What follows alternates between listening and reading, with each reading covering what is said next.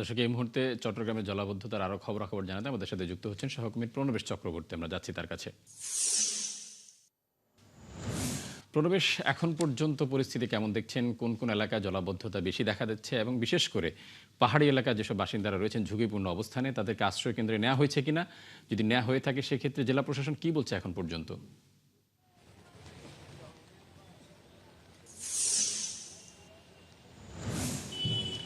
চট্টগ্রামে টানা বৃষ্টি হচ্ছে গতকাল রাত থেকে। সর্বশেষ যে পরিস্থিতি, টানা বৃষ্টিতে পাহাড় ধসে শফিকুল নামে একজন ব্যক্তি নিহত হয়েছেন। এটি চট্টগ্রামের পাঁচলাইশে রহমাননগরে এই ঘটনাটি ঘটেছে। এই ঘটনায় একজন 1.5 বছর বয়সী শিশু এবং এক নারীকে চট্টগ্রাম মেডিকেল কলেজ হাসপাতালে ভর্তি করা হয়েছে বলে চট্টগ্রাম মেডিকেল কলেজ হাসপাতালে যে পুলিশ আউটপোস্ট রয়েছে সেখানে সূত্র মারফত আমরা জানতে পেরেছি। তো চট্টগ্রামে অনেকগুলো পাহাড় রয়েছে, একদিকে ভারী বৃষ্টি, অন্যদিকে পাহাড়ি ঢল।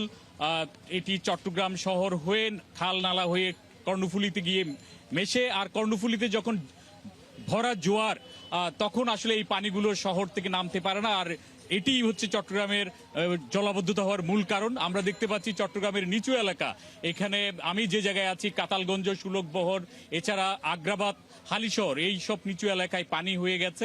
পানির কারণে এখানে নিচে যারা ব্যবসা বাণিজ্য করেন তারা প্রচুর দুর্ভোগে রয়েছেন। যারা বিশেষ করে নিচতলায় থাকেন যে বসবাসকারীরা, তাদের ভোগান্তির অন্ত নেই। আর আপনি যেটা জানতে চেয়েছিলেন যে পাহাড়ের যে ঝুঁকিপূর্ণ বসবাস, তাদেরকে আসলে সরানোর জন্য সিটি কর্পোরেশনের পক্ষ থেকে মাইকিং করা হচ্ছে, তারপরে তারা সরছেন না। কারণ এখানে নিম্ন আয়ের মানুষরা থাকেন, তারা তাদের সহায় সম্বল ফেলে যতটুকু আছে সেগুলো ছেড়ে তারা যেতে চান না। এই কারণেই তারা এই পাহাড় ধসের যে ঘটনাগুলো, সেই ঘটনার সম্মুখীন হয়ে মৃত্যুবরণ করেন। তো আমরা দেখলাম যে সর্বশেষ যে তথ্যটি জানালাম, একজন নিহত হয়েছে পাহাড় ধসে। তো এটি যাতে না হয় সেজন্য মাইকিং করা হচ্ছে চট্টগ্রাম সিটি কর্পোরেশন এবং জেলা প্রশাসনের পক্ষ থেকে। এবং যেহেতু এই 2-3 দিন আরো বৃষ্টিপাত হওয়ার সম্ভাবনা রয়েছে, তাই সবাইকে ঝুঁকিপূর্ণ জায়গা ছেড়ে যেসব আশ্রয় স্থান রয়েছে।